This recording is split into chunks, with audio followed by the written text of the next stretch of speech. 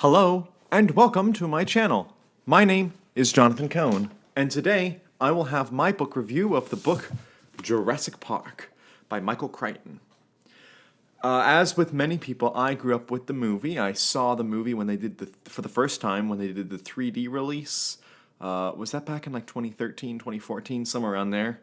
I think it was for like the 30th anniversary, or maybe it was the 20th anniversary. Anyway, I saw the 3D re-release, which was a lot of fun, and I loved the movie, and I've watched it several times since, and I've watched all the sequels, and I really enjoyed the Jurassic World movies. I thought all three of them were actually quite a lot of fun. Obviously, none can match up with the first movie, but still, they're all really a lot of fun. And so I read the first novel, and one of the two that Michael Crichton wrote, Jurassic Park, and I had a wonderful time reading it. I do have some gripes with it, and I have to say I enjoy the process of the movie better, which is heresy in the book community, but I enjoy the process of the movie better. But I recognize the value that the book has, the incredible imaginative value that the book has. So let me get around to what I really liked about the book. What I really like about the book is the creativity behind it. It required really someone who could combine the creative with the scientific, someone who was able to create something that's hyper-realistic, but also so far-fetched that when you combine the two together, it's awe-inspiring. And Michael Crichton absolutely nails that here. His creativity is unmatched with other thriller writers. The way he's able to make the dinosaurs come alive, the way he's able to move the story forward so quickly, the way he's able to build suspense. Even if you know the story, the general story, you still feel on the edge of your seat. And one thing I liked, because the movie has a lot of differences, I wasn't actually sure all who would be safe. And actually, several characters who I thought were safe ended up dying. And several characters who I thought would die ended up safe. So, because the movie has such changes, I was able to make a pleasant surprise for me reading the book.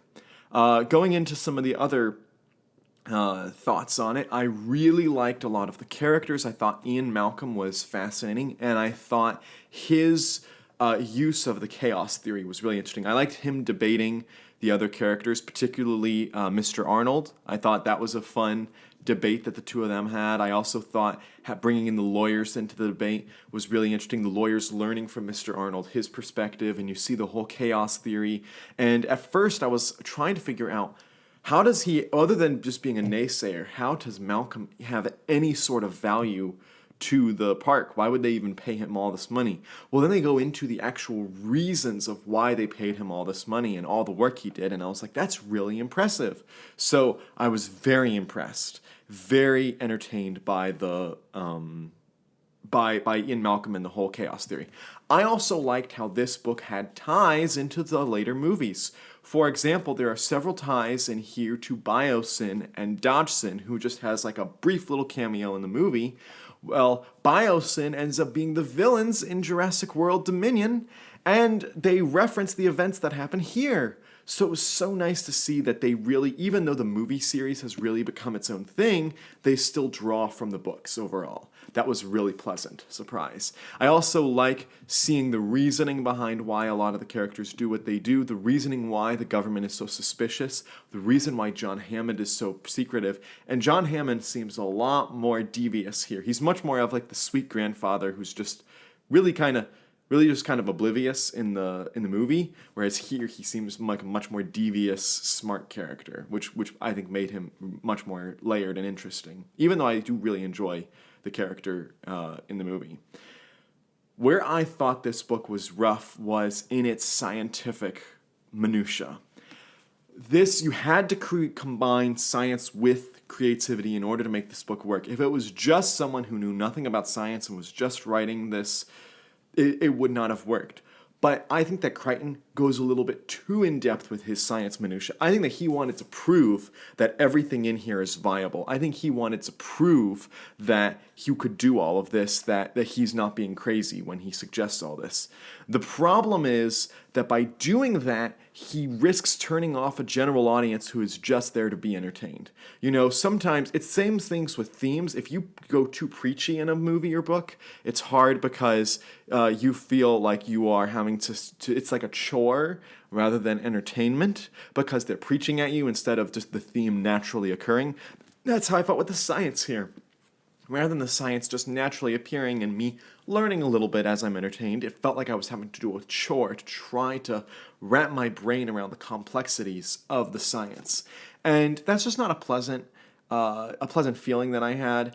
And so it made a few of the sections really difficult to read, particularly when they're talking about all the different species of dinosaurs, when they're talking about the ways that they breed, when they're talking about the different computer systems, the technology of the computer systems. I think he went way overboard in explaining all of that. He could have toned that down a lot.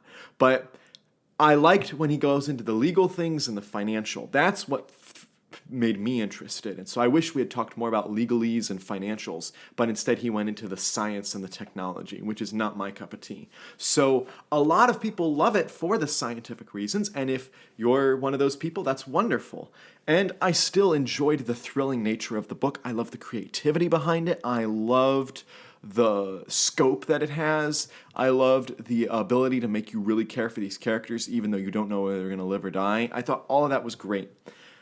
So overall, I had a very pleasant experience with the book. So I would give the book about a 7 or a 7.5 out of 10, maybe an 8 if I'm being more generous. Because I recognize this book has incredible value to the science fiction genre, which is literally a science fiction book, to the science fiction genre, to the thriller genre.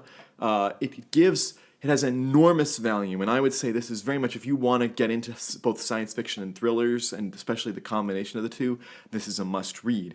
But it's not a favorite of mine. If I'm talking about science fiction novels, there's many more than I prefer, and if I'm talking about thriller novels, there's many more than I prefer. So, but I recognize the value that this book has. So I give it like a 7.5 is what I'm going to give it right now. Maybe an 8 if I'm being more generous. But I loved reading this book overall, except for those few prior problems. If you've read this book, what were your thoughts? What did you think of the changes from the movie? There were two main characters that die in the book that live in the movie, and I was totally caught off guard by them. So if you've read the book, what did you think of that? And until next time, I'm Jonathan, and thank you for watching.